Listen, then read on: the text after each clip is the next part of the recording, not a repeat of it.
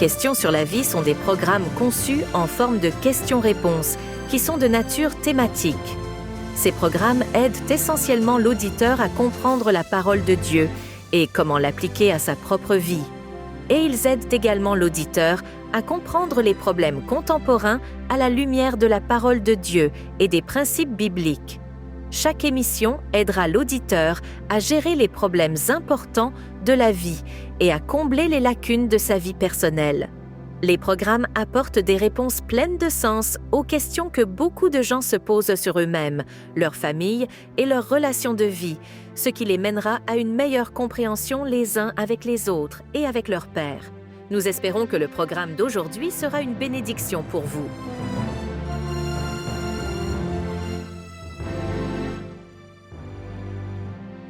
Bonjour à tous et bienvenue à notre émission du jour Questions sur la vie présentée par CTTW et Transworld Radio. Votre animatrice Delos Samon. Nos émissions sont sous forme de questions-réponses que des auditeurs comme vous peuvent se poser sur des sujets importants tels que la solitude, le sens de la vie, le mal, la mort et bien d'autres choses. Nous abordons également des questions sur Dieu, Jésus, le ciel et la prière. Retenez une chose, aucune question n'est interdite. Nous sommes de nouveau en compagnie de notre invité, le frère Zoé Ephraim. Bonjour frère Zoé. Bonjour Miss Delors et bonjour à tous nos auditeurs. Je suis très heureux d'être avec vous aujourd'hui. C'est toujours un plaisir de vous recevoir sur ce plateau. Absolument, absolument.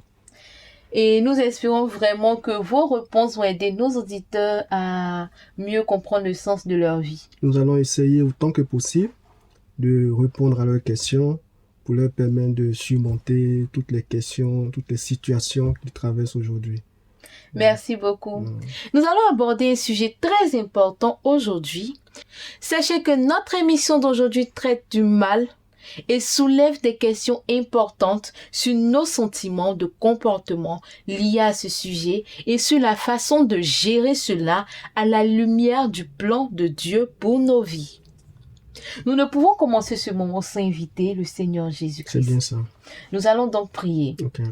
Cher Dieu, aujourd'hui nous allons parler du mal, qui est un sujet très important pour beaucoup d'auditeurs. Nous te prions de conduire ton serviteur, de conduire nos auditeurs à poser des questions qui leur seront utiles pour leur vie et pour leur salut. Merci Seigneur Jésus-Christ. Merci pour ton esprit. C'est au nom de Jésus que nous avons prié. Amen. Amen. Alors frère Zoé, sans plus tarder, nous allons entrer dans le vif du sujet. D'accord. Nous avons aujourd'hui un sujet vraiment hors du commun qui parlera du mal. Nous commençons par une question de base. Comment décrivez-vous ou expliquez-vous le mal? C'est vraiment une question fondamentale et nous savons tous, nous sommes conscients qu'il y a de bonnes choses et de mauvaises choses. Nous avons une conscience et nous pouvons faire la distinction entre le mal et le bien. Qu'est-ce que le mal? Regardons d'abord quelques définitions du mal. Le mal est fondamentalement l'absence du bien. Il est destructeur, toujours nuisible aux personnes et aux situations.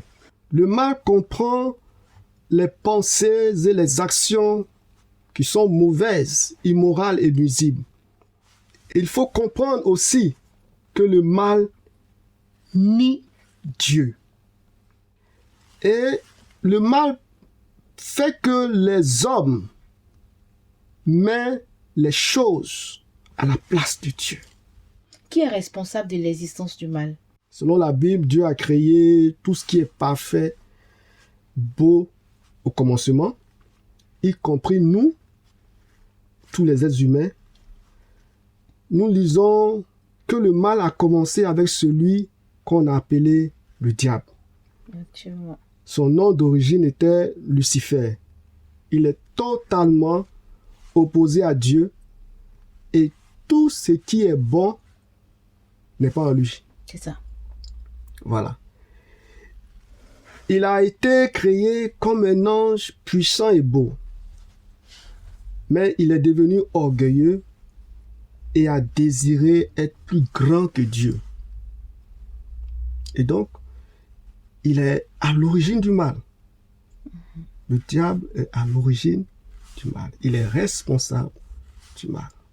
Et depuis lors, il a apporté le mal, la tromperie, la douleur et plus encore sur la terre.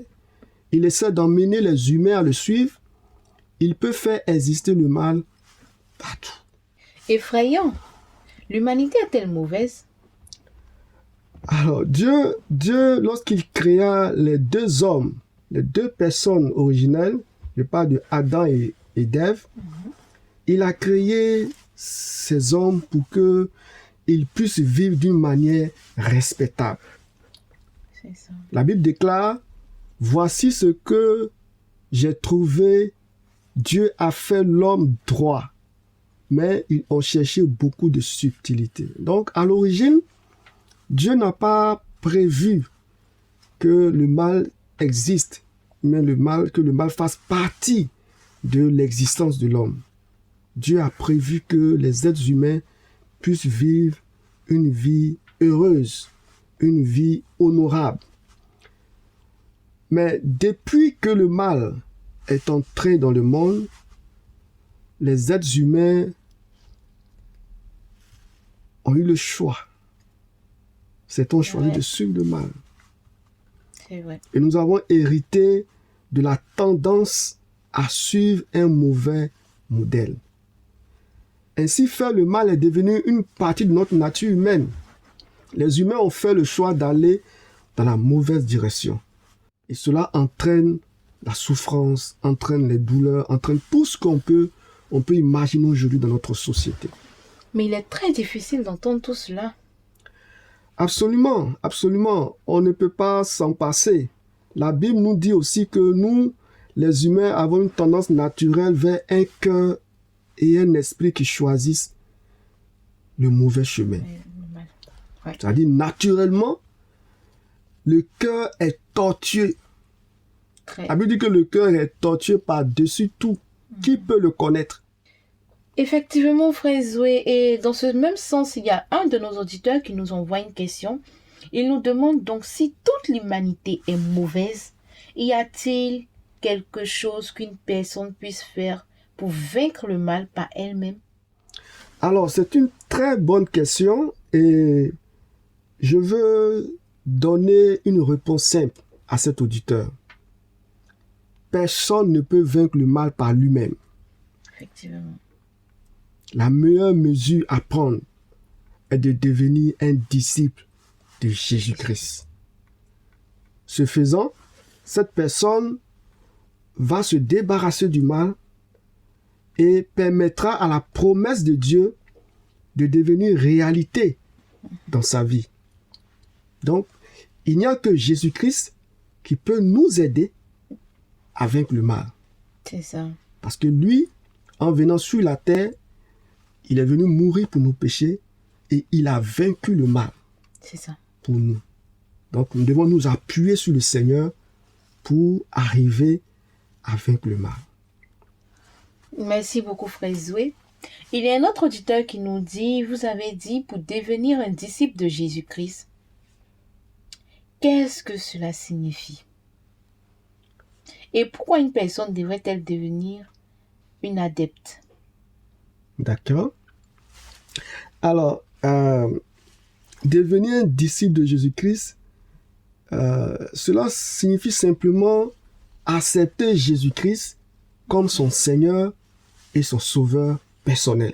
C'est ça. Dans un premier temps. Par la suite, il faut le suivre. Parce qu'il ne suffit pas d'accepter le Seigneur et puis de rester dans sa position initiale. Lorsque nous avons décidé d'accepter le Seigneur, il faut maintenant le suivre. Et c'est en le suivant, en marchant dans ses pas, que nous devenons disciples de Jésus-Christ. Wow. Voilà. Maintenant, qu'est-ce que cela nous apporte? Ça nous apporte une délivrance du mal. Cela nous éloigne de toutes ces choses qui n'honorent pas le Seigneur. Il y a même une question qui vient d'arriver de l'un de nos auditeurs qui nous demande, maintenant revenons à ce que signifie suivre Jésus-Christ. Alors, Miss Delors, nous avons expliqué tantôt comment devenir un disciple de Jésus-Christ. Maintenant, que signifie suivre Jésus-Christ? C'est vrai que les questions se rejoignent quelque part. Voilà, ben, il y a une différence. Ok. Et je vais expliquer à cet auditeur que suivre Jésus-Christ, c'est le fait d'abandonner les mauvaises choses que nous faisions par le passé et de choisir de vivre une vie parfaite. Jésus est venu donner un modèle de vie, un modèle de pensée. Donc, suivre Jésus-Christ, c'est faire les choses comme Jésus-Christ l'a fait. Faire les choses comme Jésus-Christ le veut. Donc, voici un peu, après être devenu disciple de Jésus-Christ, ce qu'il faut faire, c'est de marcher dans les voies du Seigneur. Merci beaucoup, frère Zoé. Il y a un autre auditeur qui nous a envoyé une question assez intéressante et je pense que beaucoup d'autres auditeurs se posent la même question. Y a-t-il dans la Bible des passages qui aident un disciple de Jésus à se préparer au mal et même qui fortifient un adepte lorsqu'il fait face au mal? Oui, il y a beaucoup de passages dans la Bible. Permettez-moi de lire quelques-uns. Dans une partie de la Bible, il est dit « Sachez que dans les derniers temps, il y aura des temps difficiles. » Cela nous avertit d'être prêts. Dieu nous met en garde. C'est une mise en garde. Dans les derniers temps, il y aura des jours difficiles. Cela indique que nous pouvons nous attendre à ce que le mal se produise. Beaucoup de gens seront trompés. Aucun d'entre nous ne devait être surpris de la réalité du mal dans le monde. Dieu nous en a parlé. Il a dit que les gens ont choisi de supprimer la vérité par la méchanceté. Que les gens, parce qu'ayant connu Dieu, ils ne l'ont pas glorifié comme Dieu. Ils ne lui ont point rendu grâce. Ils se sont plutôt prétendus être sages, alors qu'ils sont devenus fous. Effectivement. Dieu les a livrés à leur convoitise. Merci beaucoup, frère Zoé. Merci pour toutes ces interventions. Je vous en prie. Nous sommes au thème de notre émission du jour, mais est-ce que vous pourriez vraiment faire un petit résumé sur les principaux points importants de notre thème du jour qu'est le mal? Alors, si je veux faire un résumé, je veux seulement faire comprendre à tous nos auditeurs que le mal n'est pas le fait de Dieu. Dieu nous aime. Dieu ne veut pas de mal pour son enfant. Et donc, nous appuyant sur cet amour de Dieu, nous serons à même de faire face au mal. Il va nous donner les ressources nécessaires pour confronter le mal. Et l'une des ressources les plus importantes, c'est le fait d'accepter Jésus-Christ comme son Seigneur et son Sauveur personnel. Ça reste l'élément le plus important. Nous ne pouvons pas confronter le mal par nous-mêmes. Dieu veut que nous nous appuyions sur Jésus-Christ. Parce que Jésus-Christ a déjà vaincu le mal. Effectivement. Voilà. Merci beaucoup, frère Zoé. Merci pour toutes vos réponses. Et je pense vraiment qu'elles pourront aider beaucoup de nos auditeurs à comprendre l'importance de ce sujet. Absolument. Et à ne pas se laisser avoir par le malin qu'est le diable. Nous sommes au thème de notre émission du jour. Aujourd'hui, nous avons parlé du mal. La prochaine fois, nous parlerons de d'autres sujets. Alors, nous vous invitons à nous suivre sur Questions sur la vie, présenté par CTTW et Transworld Radio. Votre animatrice, Delors Samon, à très bientôt et que Dieu vous bénisse.